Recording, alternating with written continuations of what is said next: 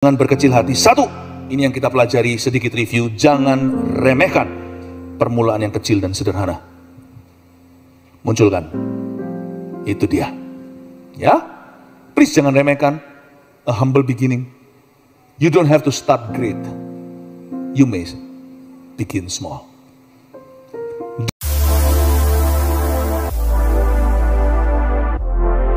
Kitab Hagai pasal yang kedua. Udah Kristen lama, kita nggak tahu Hagai, nah kita harus bertobat rame-rame. Hagai itu setelah kitab Matius, tolong dibuka. Hagai itu di perjanjian lama, saudaraku. Hagai pasal yang kedua. Saya kasih judul jangan berkecil hati. Coba katakan pada diri sendiri, jangan berkecil hati. Iya, ekstra hati-hati nggak apa-apa, tapi jangan kecil hatinya. Saya suka bahasa Indonesia lebih dari bahasa Chinese-nya. Hati-hati dalam bahasa Chinese itu xiaoxing. Kecilkan hatimu.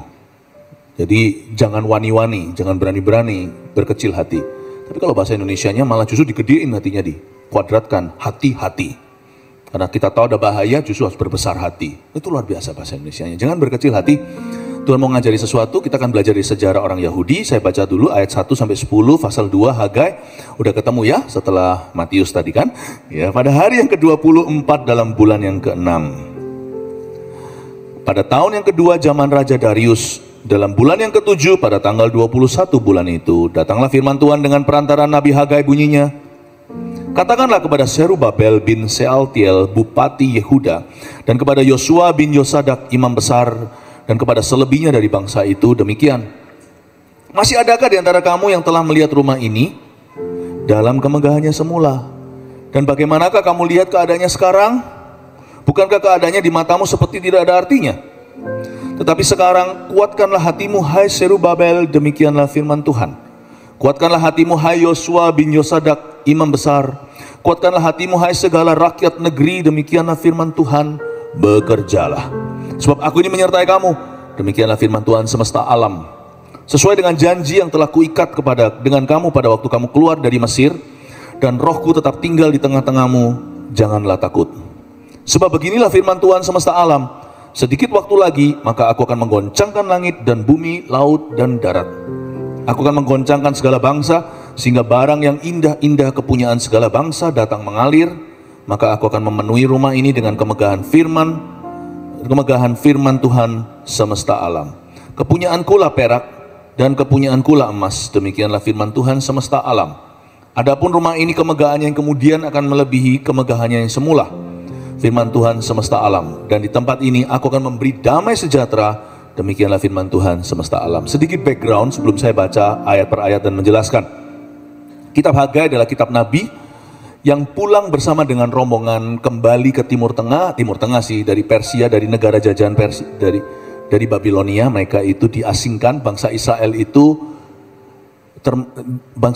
dijajah oleh kaum Babel. 70 tahun silam dari waktu Hagai, mereka itu dijarah bait suci. Kita semua juga punya pengalaman-pengalaman, misalnya di Indonesia tahun 98, kerusuhan tahun 65 zaman PKI.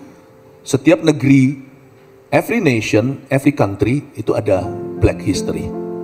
Black history-nya orang Yahudi adalah ketika mereka itu didatangi oleh kaum Babilonia, dihabisin. Termasuk bait suci yang dibangun oleh Raja Salomo, yang bukan diselaput dengan emas, tapi yang terbuat dari emas, itu dijarah habis-habisan. Gak ada batu di atas batu yang lainnya. Sungguh-sungguh dalam sekejap bangsa Yahudi seolah-olah punah dan mereka disebar kemana-mana. Lalu mereka dijajah di Babilonia. Sedikit background story. Lalu 70 tahun yang akan datang setelah black history, setelah mereka dihancurkan, maka seorang raja di Persia, hatinya tergugah. Pulanglah kau orang-orang Yahudi, bangunlah bait sucimu. Bangunlah kembali Yerusalem, tanah suci itu. Maka mereka kembali, rombongan itu termasuk seorang nabi yang terus jayo-jayoin rekan-rekannya. Ayo bangun rumah Tuhan, bangun rumah Tuhan. Rumah Tuhan yang runtuh itu harus dibangun kembali. Kalian jangan sibuk bangun rumah sendiri. Boleh bangun rumah sendiri, setiap orang punya properti. Setiap orang punya gawe, punya pekerjaan. Tapi jangan bengkelaikan pekerjaan Tuhan. Karena itu yang membuat kalian sebagai bangsa diberkati. Yaitu rumah Allah alias gereja di perjanjian lama. Bangsa Israel dipanggil oleh Tuhan. Ayo pulang, kembali ke tanah airmu. Ini bukan secara geografi hari ini aplikasi. Aplikasinya buat kita hari ini adalah secara rohani. Kembali ke rencana Allah semula, carilah dahulu kerajaan sorga dan kebenarannya, maka semua akan ditambahkan kepadamu. Ayo dibangun lagi, aku menyertaimu. Kalau kamu mencari dulu dan membangun dulu kerajaanku, segala sesuatu di hidupmu pun aku akan tambahkan. Tapi bangsa Israel berkecil hati. Ya. Nah sekarang kita akan mengerti bagaimana bangsa Israel dikuatkan oleh Tuhan. Kita akan baca ayat per ayat. Dan saya akan jelaskan, oke? Jadi Raja Persia ini mengalahkan Babilonia. Ganti manajemen ceritanya. Yang dulunya itu mengasingkan orang Yahudi, yang ini digerakkan oleh Roh Kudus untuk memulangkan mereka. Tuhan itu bisa menciptakan sikon sekeliling kita agar kondusif untuk melayani. Tapi sikon atau situasi kondisi yang sempurna tidak ada di seluruh dunia. Kita harus memilih untuk melakukan kehendak Allah. Itu pilihan tidak bisa kita serahkan ke orang lain dan jangan salahkan keadaan. Mereka punya pilihan, buktinya sikonnya dibuat kondusif pun orang Yahudi berkecil hati. Beriman atau tidak, itu semua keputusan hati. Kita hari ini mau percaya Tuhan bisa memakai kita atau iman kita hanya untuk kebutuhan hidup kita, ya terserah Anda. Kalau saya jadi Anda, saya tidak akan targetkan ke bulan. Kalau targetkan bulan paling saya akan makan terang bulan. Kangen gak terang bulan? Paling saya cuma ada di halaman belakang pakai keker-keker melihat ke bulan itu. Tapi kalau saya target matahari, mungkin saya gak nyampe ke sana, saya akan berakhir di bulan. Janganlah fokus hidupmu di Australia ini hanyalah untuk just to pay your bills, to buy your house, the mortgage, lalu hanya sekedar sekolahkan anak besar, so what? Semua kita tuh akan mati, mau bawa apa kalau hidup kita cuma begini? Apa bedanya kita sama orang dunia? Main Tuhan-Tuhanan kan? Tuhan mau ada di hidup kita, dan Tuhan mau memberi kita prioritas yang berbeda. Targetkan matahari, jangan bulan, kebutuhan. Bulan itu kebutuhan hidupmu saja dan keinginanmu. Targetkan kerajaan sorga. Segala sesuatu ditambahkan, dan saya percaya hidupmu akan bermakna.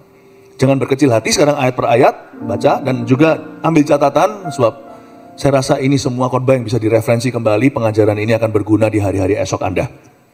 Pada hari yang ke-24 dalam bulan yang ke-6, pada tahun yang kedua zaman Raja Darius orang Persia itu ya, dalam bulan yang ke-7 pada tanggal 21 bulan itu datanglah firman Tuhan dengan perantaraan Nabi Hagai bunyinya.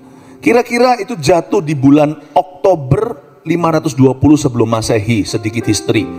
Padahal di ayat ini dikatakan pada hari yang ke-24 dalam bulan yang ke-6. Bulan yang ke-6 ini bukan Juni, karena ini bukan kalender barat. Ini kalender kuno.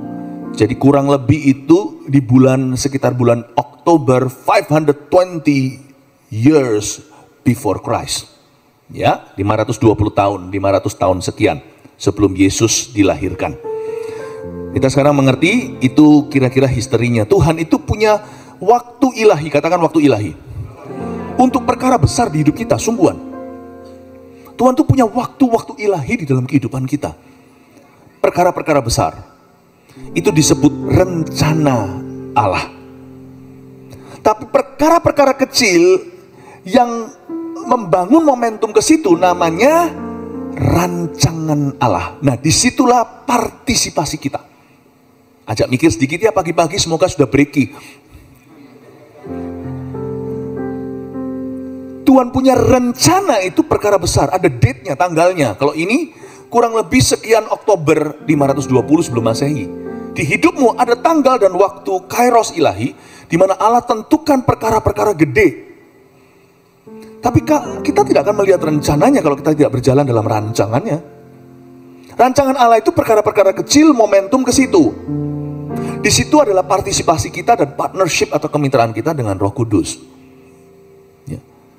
Ada juga tanggal-tanggal atau date, tanggal-tanggal yang istimewa dalam hidup kita seperti birthdays, atau kelahiran kita, lalu tanggal anniversary, bapak-bapak jangan lupa kalau lagi anniversary sama istrinya, lalu berkata hari ini hari apa? Harinya Tuhan mah, bukan. Tapi those days are past, and God still has in store for you dates that are so important, you have no idea how important they will be. Hidupmu itu jangan dibangun muter-muter di padang gurun. Bangun momentum ke situ, jangan berkecil hati, dimulai dengan iman. Iman itu bukan akhir segala sesuatu, iman itu permulaan. Lalu setelah itu perbuatan. Kalau iman aja gagal, perbuatanmu juga gak akan kemana-mana. Iman dulu. Makanya saya gak berani setiap minggu saya jalani tanpa ke gereja dulu. Saya ngomong gini bukan karena kita buka gereja, ada gereja di sini, bukan. Kita buka di gereja ini di sini karena kita percaya itu. Kebalik, telur ayam, ayam telur. Bagi kami, purpose dulu tujuan. Ibadah hari Minggu seperti ini tuh bagi orang Yahudi adalah hari ke-1 minggu itu. Bagi kita kan hari ke-7. Hari ke-7 seperti ini hari Minggu kita liburan, istirahat dari 6 hari kerja. Bagi saya, bagi orang rohani kita harus memikirkan bahwa itu hari ke-1. Minggu itu hari pertama saya di-charge, lalu habis itu hari keduanya itu hari Senin. Saya tidak berani memulai minggu tanpa saya beribadah dulu. Jadi saya nggak peduli pengkhotbahnya ada choir atau enggak. By the way, hari ini choirnya juga luar biasa, kasih tepuk tangan untuk PAW kita. It's not a show, you know. We need this. We need the presence of God to kick off our week. We need to hear His voice more clearly to kick off the week, to start the week. Amin Bapak Ibu Saudara. Jangan hanya fokus ke tanggal besarnya. Banyak anak muda kan juga begitu. Aku pokoknya mau jadi besar, mau jadi apa, sekolah apa nggak tahu. Pokoknya aku mau kaya, mau sukses jadi orang. Iya, tapi Tuhan nggak pernah memberkati mimpi di siang bolong. God has not promised to bless your vision. God promises to bless the materials you provide for your vision. Tuhan tidak pernah memberkati visi seseorang. Semua orang punya mimpi, termasuk semua pengemis di jalanan itu setiap hari ada uang sedikit beli lotre. Beli lotre supaya mereka mau kaya, mereka punya harapan, angan-angan, tapi mereka nggak punya persiapan. Tuhan tidak berjanji memberkati mimpi, Tuhan memberkati persiapan mimpimu. Sekarang saya ajak Anda melihat ayat 3. Pokoknya jangan berkecil hati. Katakan kanan kirinya, jangan berkecil hati. Iya, amin. Pinggangnya kecilan nggak apa-apa, tapi hati jangan. Saya butuh itu. Katakanlah kepada Zerubabel bin Shealtiel, Bupati Yehuda. Siapakah Zerubabel? Dia seorang bupati yang takut akan Allah, disuruh pulang untuk memastikan izin-izinnya ada. Jadi Tuhan tidak hanya pakai pendeta, Tuhan pakai kita semua dalam sphere of our sphere of influence. Tuhan pakai seorang politikus, seorang governor atau seorang gubernur. Kamu harus pulang ya, sokong atau dukung umatku. Mereka mau bangun, pastikan izinnya ada. Ya, kanan kiri izin keramaian semuanya, propertinya ada di sana. Pastikan nanti kalau dibangun sound sistemnya bagus, ada peredam suara. Pastikan pengaturannya semua jalan. Ada orang-orang yang mikir untuk ibadah Tuhan itu, ada orang yang mikir untuk gereja. Ini gereja di Perjanjian Lama, kita sekarang gereja di Perjanjian Baru. Ada orang yang mikirkan kursinya ada berapa, stage-nya ini mau di sini atau mau lonjong ke situ. Orang masuk lalu lihat stage-nya di sana. Itu ada orang yang memikirkan angle-angle-nya. Gak hanya pendeta, ada orang-orang pintar di situ, orang-orang pandai, orang-orang yang berilmu pengetahuan, orang-orang yang punya skill. Dan Tuhan beritahu pada Zerubabel, apa yang kamu pelajari di university, dan semua pengalaman kerjamu, resume, segala sesuatu itu juga akhirnya aku akan pakai untuk kemuliaanku, bukan hanya untuk membuatmu sukses dan menjabat untuk 1 term lagi sebagai gubernur, seolah-olah itu karier pribadi. No. Aku tidak menaruhmu di situ untuk dirimu, aku menaruhmu di sana untuk umatku. Dan sembari aku memberkatimu. Wow. Hai Zerubabel, dapatkah Anda melihat bahwa Anda berada di Australia untuk satu tujuan yang jauh lebih tinggi daripada, I want a better life. What better life? Is Australia, Indonesia, mana-mana same life? It's the same life. Sungguhan. Jangan lihat saya, masa iya? It's the same life. Tapi tergantung tujuan hidupmu. The purpose of your life. Katakanlah kepada Zerubabel bin Shealtiel bupati Yehuda dan kepada Yosua bin Yosadak imam besar dan kepada selebihnya dari bangsa itu demikian. Satu Zerubabel tadi governor, yang satu lagi namanya Yosua bin Yosadak itu imam besar, itu pendeta, gembala seniornya saat itu. Jadi Tuhan bicara kepada kedua-duanya, kepada orang-orang di dunia sekuler yang bekerja, dan Tuhan juga berbicara kepada orang-orang yang ada yang bekerja sebagai full timer gereja, termasuk para pendeta dan gembala. Aku mau memakai kamu, Yosua bin Yosadak, aku mau pakai kamu.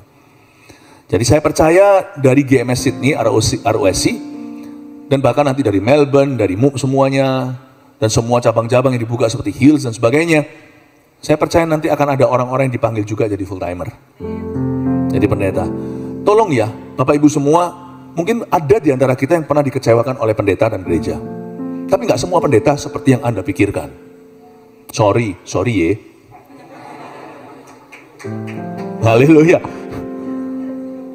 Janganlah pukul rata. Itulah bahaya trauma. Orang yang pernah trauma ke gereja, gereja Indonesia di mana-mana ntar ujungnya begitu-gitu, gini.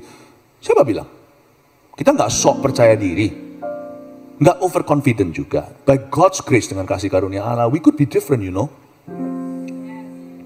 Pendeta begini begitu, gereja juga sama aja lah, beginilah.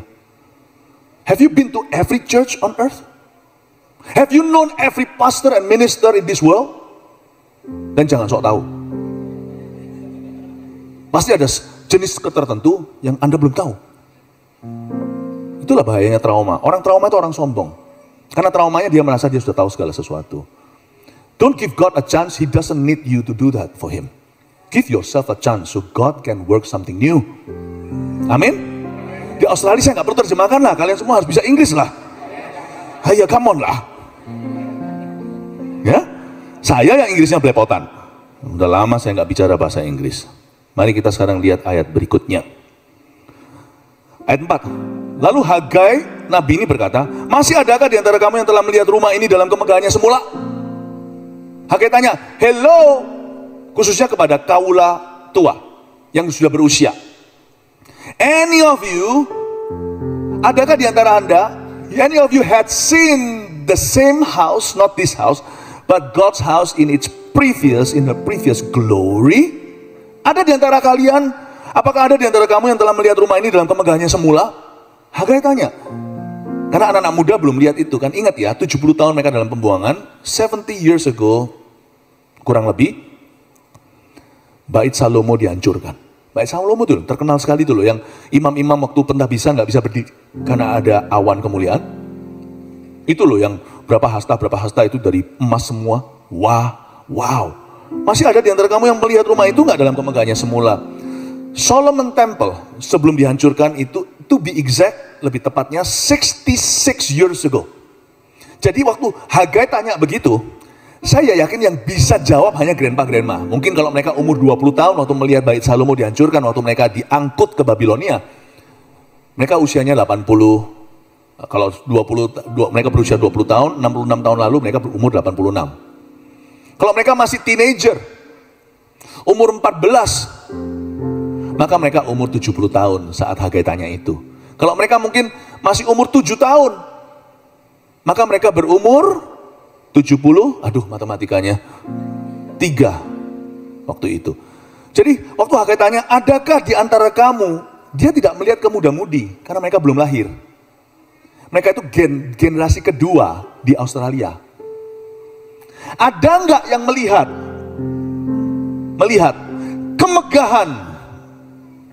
kemegahan negeri 66 years ago, 66 tahun lalu? Dia melihat ke orang-orang yang tua dan yang sudah beruban. Di antara mereka ada yang mengangguk-angguk dan berkata, saya telah melihatnya. Sungguhan kaula tua itu sudah pernah melihat kemegahan bait suci Salomo, karena Salomo punya bait Allah dibuat tanpa budget. Karena waktu zaman Salomo ekonomi begitu bagus, emas di daerah situ kurang berharga, bahkan perak pun tiada harganya seperti batu biasa. Saking banyaknya emas, kalau Anda baca di zaman Sulaiman, mereka itu ada perkapalan dan mereka bawa emas-emasan dari mana, itu emas itu numpuk cuma di satu spot, yaitu di Yerusalem dan sekelilingnya. Coba bayangkan. Salomo buat bait suci tanpa budget sama sekali. No expense spared. Everything the best. Speknya itu loh yang tertinggi, yang tertinggi, yang tertinggi. Kayunya pakai kayu aras dari Libanon yang terbaik. Ini kalau bangun rumah ya, bangun rumah, maunya semua pokoknya yang top line, top of the line, top of the line. Itu harganya nanti melebihi harga tanahnya. Luar biasa. Tapi saya tunjukkan kepada Anda bahwa Tuhan tidak terpukau dengan semua itu. Tuhan itu terpukau dengan usaha kita. Masih ada di antara kamu yang telah melihat rumah ini dalam kemegahannya semula? Ada orang mengangguk-ngangguk, bahkan ada yang berlinang air mata. Iya, bait suci yang sekarang ini, apa ini dibanding dengan dulu? Ada nggak orang yang selalu berkata, dulu lebih enak ya? Dulu melulu. Dulu orang itu kalau bahasanya begitu sih nggak bisa ikut Tuhan. Ya, dan juga mendidik anak juga dengan cara yang salah. Anak zaman sekarang, ya iyalah, zaman dulu punya anak nggak menghadapi tantangan anak zaman ini. Jangan compare begitu. Orang yang suka dulu, hari yang lalu lebih enak dari hari ini. Wah, masa lalu lebih enak. Orang yang selalu noleh ke belakang, kecetit nanti lehernya. Ada yang nangis pula dan berkata, aku mengenang seperti dulu. Yesterday, all my troubles seem so far away. Now I long for yesterday. For yesterday. All my troubles seem so far away. Yesterday. Yesterday once more. Jadi orang yang seperti itu tidak bisa maju. Saya ngerti ada hal-hal yang lebih baik di masa lalu. It's true. Tapi nggak bisa di-compare karena ada hal-hal yang lebih baik di masa kini juga. Udahlah, jangan banding-bandingkan. Dibanding-bandingke, ya mesti kalah. Masih ada di antara kamu yang telah melihat rumah ini dalam kemegahannya semula. Dan bagaimana kamu lihat keadaannya sekarang? Bait suci yang dibangun baru nih loh. 66 years after.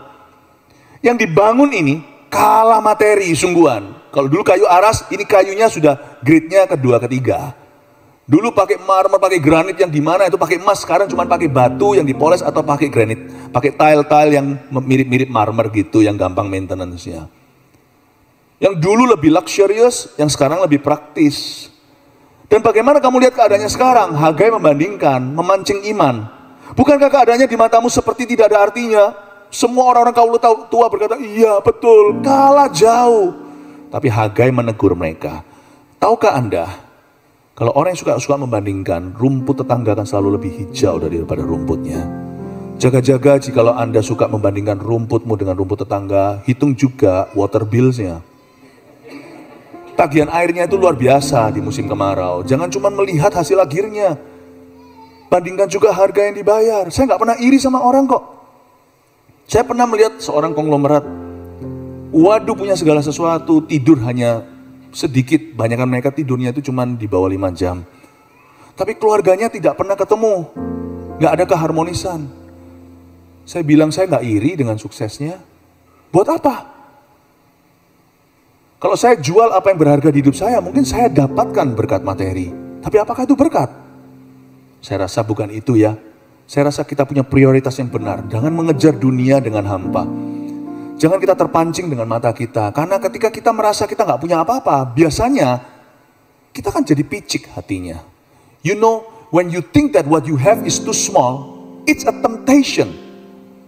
Never to thank God for it, and never to give to help others. Saya tidak berkata cuma dengan materi, tapi smallness of our gifts sometimes could spell temptation. Misalnya soal persembahan. Saya nggak ngomong duit, tapi sebagai contoh aja, ilustrasi.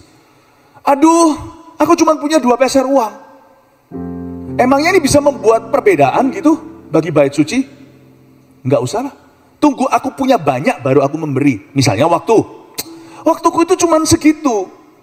Masa bisa aku berguna? Tunggu nanti kalau aku sudah selesai mortgage rumah, sesudah semua yang kumimpikan, kudapatkan, aku akan melayani Tuhan. Orang itu tunggu banyak dulu baru dikasih ke Tuhan. Baik itu waktu, baik itu talenta. Talentaku pas-pasan, doa pun belum terlalu bisa. Nanti deh suatu hari kalau aku lebih rohani. kapan rohaninya. Manusia itu selalu begitu, kalau dia merasa apa yang dia miliki terlalu sedikit, terlalu kecil, atau terlalu lemah, dia tidak persembahkan, tunggu banyak. Makanya itu di sini Hagai bertanya, ada nggak di antara kalian yang melihat rumah itu semula rumah Salomo? Bagaimana kamu lihat sekarang, kamu bandingkan dengan rumah yang ini? Bukankah keadaannya di matamu seperti nothing atau tidak ada artinya? Don't say it's nothing, katanya, kata Hagai. Seolah-olah Hagai bernubuat suatu hari Kristus akan berdiri di bait suci, melihat ada satu orang wanita, perempuan tua, mungkin dia janda, memberi 2 peser uangnya. Itu mungkin tidak bisa bahkan membayar bea bait suci untuk dia sendiri. Membangun sinagoga mana bisa. Dikasihkan, tapi Yesus memuji perempuan itu di depan semua orang yang memberi dengan lamsam, dengan amount atau dengan jumlah yang jauh lebih gede. Yesus berkata, ini bukan soal pemberian jumlahnya, tapi presentasi buat wanita itu. Dia memberikan segala yang dia miliki, sekalipun kecil, siapapun tidak berarti. Dibutuhkan iman dan keberanian untuk dia maju ke depan dan menyerahkan itu ke dalam kotak bait suci. Waktu dia masukkan itu, dia tidak menunggu banyak dulu atau punya sesuatu. Dia persembahkan apa yang ada. Jangan pernah berkata nothing tuh 5 roti 2 ikan. Waktu dibawa datang ke Yesus oleh satu anak kecil yang membawa rantangannya, saya rasa anak itu namanya Roti Boy. Waktu Yesus menerima itu, Filipus yang membawanya, Filipus yang menemukan, tapi saya malu dengan komentarnya karena nama kita sama. Dia berkata, emangnya ini Tuhan ada 500 ribu, tapi ini, what good does it do to feed the 5,000? You have no idea. Kalau kamu berkecil hati, kamu mengecilkan Tuhan. Whatever little you have, Tuhan tidak minta semua, tapi berikan itu kepada Tuhan, untuk Tuhan, bersama dengan Tuhan kita lakukan sesuatu dengan itu. You don't wait until you've got enough time to serve God. Karena ada orang berkata, nanti sampai aku sudah punya waktu. Lalu tiba-tiba ketika waktu sudah ada, dia stroke. Nanti setelah aku semua mortgage-nya dan sebagainya, setelah aku dapatkan rumah idamanku, anak-anakku gimana, anaknya udah besar, tiba-tiba anaknya kena narkoba, LGBTQ. Pada saat dia ready to serve God, dia tidak datang as a servant, tapi as a patient. Lebih parah daripada sebelumnya. Karena dia tidak pernah bawa culture kerajaan Allah itu masuk ke dalam rumahnya. Semua tentang mengejar dunia, sehingga anak-anaknya pun akhirnya jauh dari Tuhan. Ginilah, guru kencing berdiri, kencing berlari. Kok kucing? You cannot give to other people what you yourself don't have. Don't try to become something or someone. You try to teach other people to become. Don't pass on the lie. Jangan tunggu sampai nanti semuanya sudah beres, hai papa, kepala keluarga, atau papa mama. Tunggu nanti, anakmu itu tambah gede. Today, kalau mereka tidak punya the culture of serving God, suatu hari mereka akan datang mereka akan jadi korban dan Anda akan datang sebagai pasien ke dalam gereja. Makin susah, makin lama untuk melayani Tuhannya. Karena nggak mari-mari, nggak selesai-selesai itu masalah. Jangan kecilkan hal kecil yang kau miliki, baik itu waktu maupun talenta. Jangan kecilkan. Sebab kalau kau dan aku mempersembahkan itu, Tuhan tambah-tambahkan. Kepada barang siapa yang memiliki, kepadanya diberi lebih banyak lagi supaya dia melimpah. Tapi barang siapa yang tidak memiliki, dan juga dia menahan diri, apa yang dia miliki akan diambil daripadanya. Amin Bapak Ibu Saudara. That is the wrong concept. That is the lie the devil has planted in your head, in my head. The devil speaks maybe in a Singaporean accent. What good lah? Doesn't do any good. It doesn't do any good. What? Jangan pernah Anda kecilkan apa yang Tuhan percayakan. Sebab setiap hal kecil yang Allah percayakan dalam hidupmu, bukan hanya itu kepercayaan, itu juga adalah ujian. God is testing you with it. My offering is too small. My talent is not too significant. My time is not much. You don't wait until you have much. God can use anything that you offer to Him, commit to Him sincerely from your heart. Itu juga cerita 5 tahun lalu. Gereja ini baru berjumlah kurang dari 50. Betul ya, waktu itu ya, 5 years ago. Orang-orang di sekeliling saya di Indonesia berkata, janganlah, tunggu nanti kalau udah gede gerejanya, baru setelah itu disahkan. Saya bilang, telur sama ayam, gimana jemaat bisa komit kalau kita pun gak serius dengan visi kita? Bagaimana bisa mereka memberi diri? Saya beranikan diri melawan arus demi Yesus dan demi umatnya. Datang ke sini, gua sahin gerejanya 5 years ago. Saya masih ingat kok, waktu itu di level lantai ke-4, sekarang lantai ke-5, kita naik level.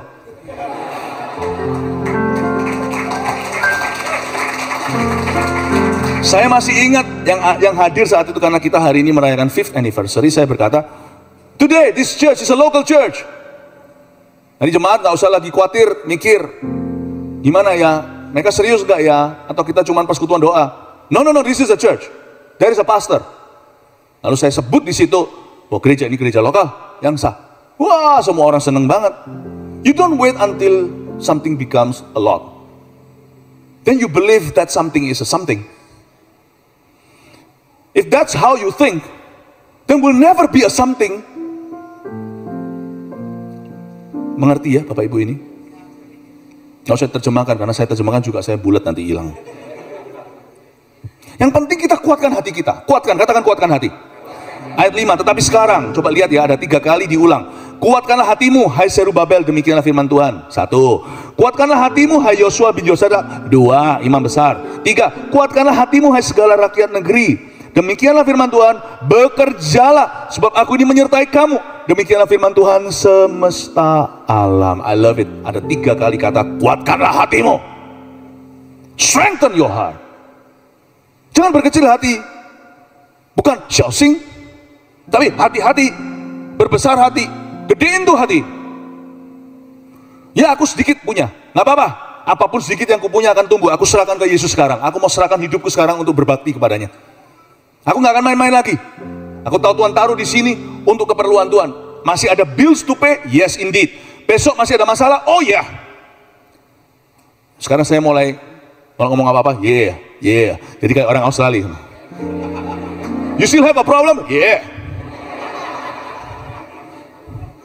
I still have a problem. Yes. Not only a problem, but many problems. Yeah.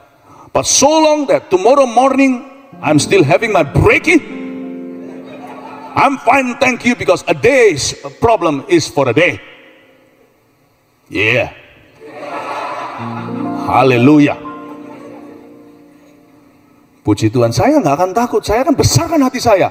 Come on, bring it on. Bekerjalah itu artinya fight. I'm gonna face the day with joy. Saya ngomong gini, Pastor Philip, Pastor ngomong gini mungkin gampang teorinya. Saya kalau nggak berani ajari, kalau saya sendiri tidak lakukan dan jalankan. Saya nggak bisa cerita lah, it's not about me. I try to be able to talk about self less and talk about the scripture more. Tapi just for your information, I face some things, similar things you are facing. Really? Yeah.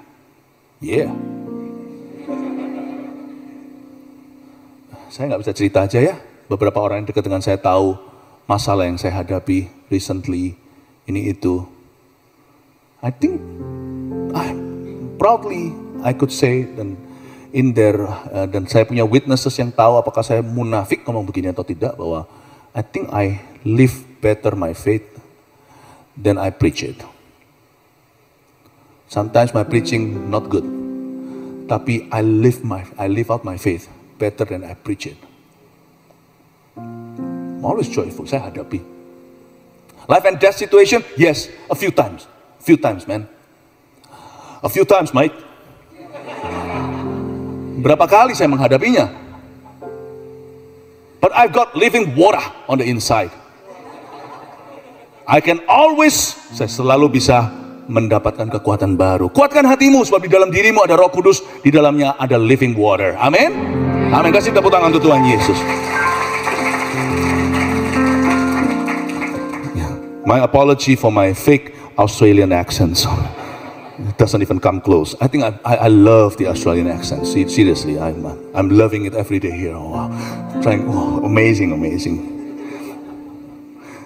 Ayat yang ke-6. Sesuai dengan janji yang telah kuikat dengan kamu, kuatkan hatimu, maksudnya sesuai dengan janji yang telah kuikat dengan kamu pada waktu kamu keluar dari Mesir, dan Rohku tetap tinggal di tengah-tengahmu. Janganlah takut, katakan Roh Kudus. Oh ya, itulah the living water, itulah kekuatan di dalam jiwa kita. Rohku tetap tinggal loh di tengah-tengah kamu. Jangan takut, fear not. Jangan takut, sebab beginilah firman Tuhan semesta alam. Dikit waktu lagi maka aku akan menggoncangkan langit dan bumi, laut dan darat. Aku akan menggoncangkan segala bangsa. Ayat 8, perhatikan. Sehingga barang yang indah-indah kepunyaan segala bangsa datang mengalir. Wait a minute, tunggu. Barang yang indah-indah kepunyaan segala bangsa akan datang mengalir. Kita senang sekali yang ginian di dalam firman. Yes, karena kita tinggal di dunia yang materialistis. But truly, this verse doesn't first of all say about a material blessing. It's a spiritual one. Saya buktikan ya. Aku akan menggoncangkan segala bangsa sehingga barang yang indah-indah kepunyaan segala bangsa itu dalam bahasa Inggrisnya, if you read in the English translation, ini saling melengkapi. Inggris dan Indonesia itu saling komplement karena apa yang merupakan spiritual blessing pasti berujung provision juga. When God is giving you a vision, and if your heart is pro His vision, is pro towards His vision, He is going to provide for you, namely giving you His provision. Pastilah barang yang indah juga barang sungguhan itu pasti akan datang. Tapi hatimu jangan melekat padanya jikalau barang-barang bertambah di rumahmu. Tetapi di sini kalau Anda baca bahasa Inggrisnya, demikian pula dalam bahasa Ibraninya, bahasa aslinya, ini bukan barang yang indah saja, tetapi the desire of all nations will come to you. What is the desire of all nations? The Messiah. Merinding saya. Di sini Hagai menubuatkan 500 years before the fulfillment. Sebelum penggenapan janji, Hagai berkata, aku akan menggoncangkan segala bangsa sehingga nanti kerinduan bangsa-bangsa akan datang kepadamu. Siapa itu? Yesus Kristus Mesias. Baca sedikit dulu, saya jelaskan. Ayat 9, kepunyaanku lah perak dan kepunyaanku lah emas, demikianlah firman Tuhan semesta alam. Adapun rumah ini, dia bicara dengan kaula tua, kemegahannya yang kemudian akan melebihi kemegahan yang semula, firman Tuhan semesta alam. Tunggu, saya nggak setuju kalau secara manusiawi saya baca.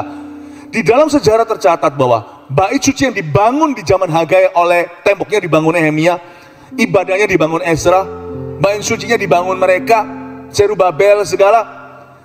Kalau Anda compare apple to apple, Anda akan lihat bahwa bait suci yang baru kalah jauh. Kalah jauh ini dari emas sungguhan, yang ini dari batu-batu, meskipun batu berharga. Ini kayunya pun spek 2. Lain. Ini Hagai ngomong apa sih? Adapun rumah ini kemegahannya yang kemudian akan melebihi kemegahan yang semula. Pikiran kita dasar manusia material, listis. Mikirnya selalu tentang kayu, marmernya, besinya, bajanya. Come on lah. Yang dimaksudkan di sini kemegahannya itu spiritual. Kemegahannya kemudian akan melebihi kemegahannya semula. How come? Gimana? Demikian firman Tuhan. Dan di tempat ini aku akan memberi damai sejahtera, in this place. Demikianlah firman Tuhan semesta alam. Because some 500 years later, God's Son would walk.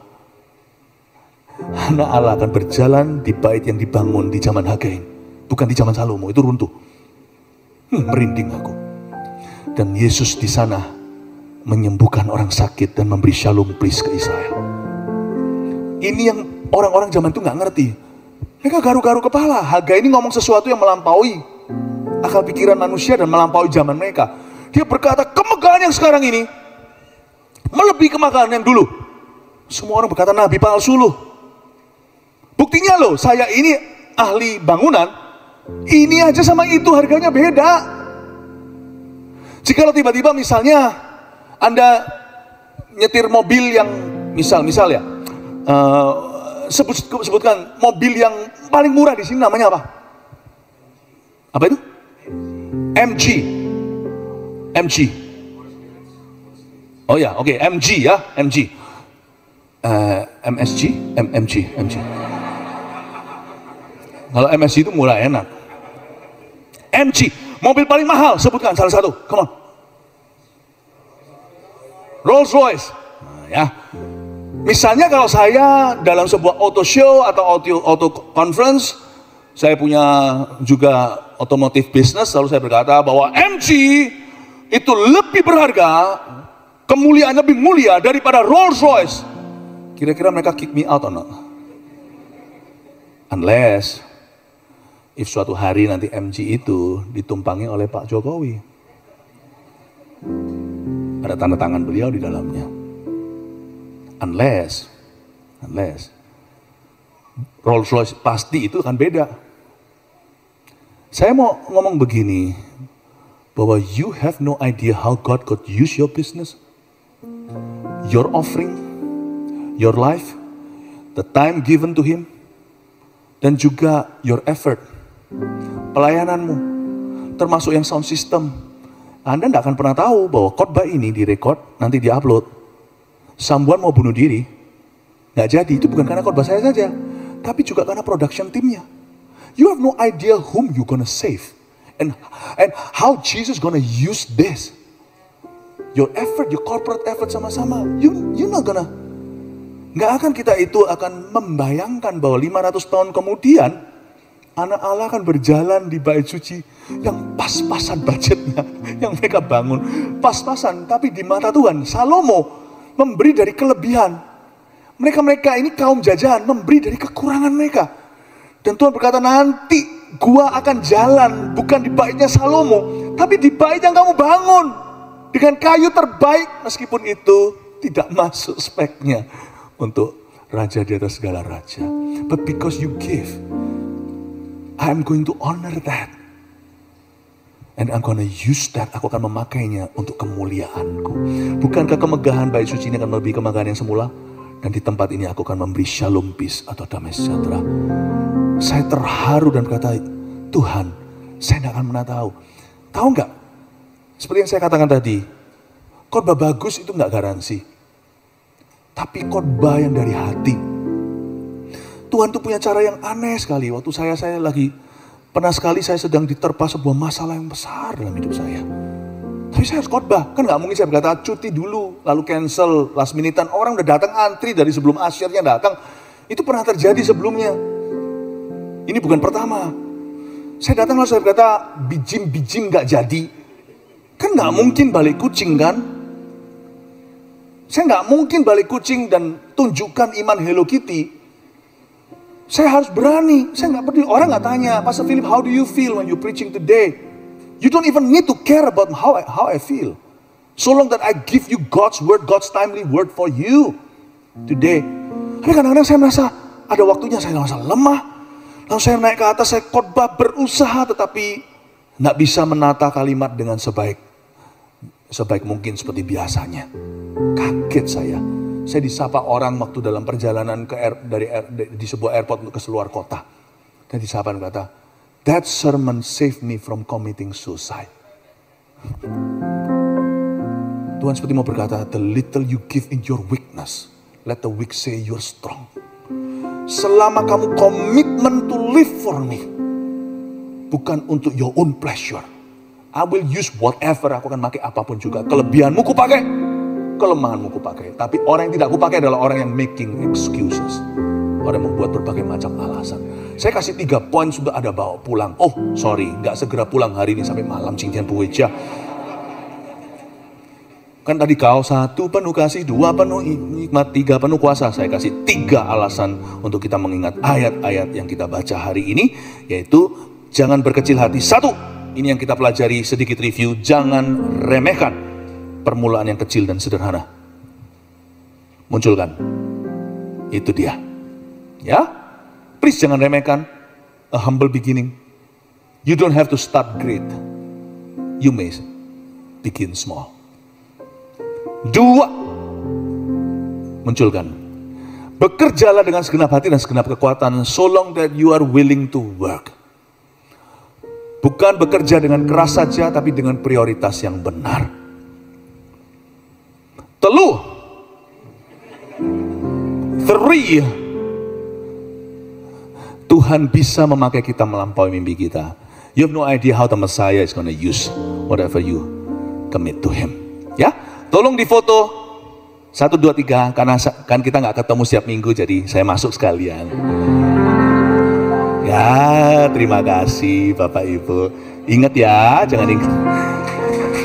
Haleluya, mari kita semua bangkit berdiri. Praise the Lord.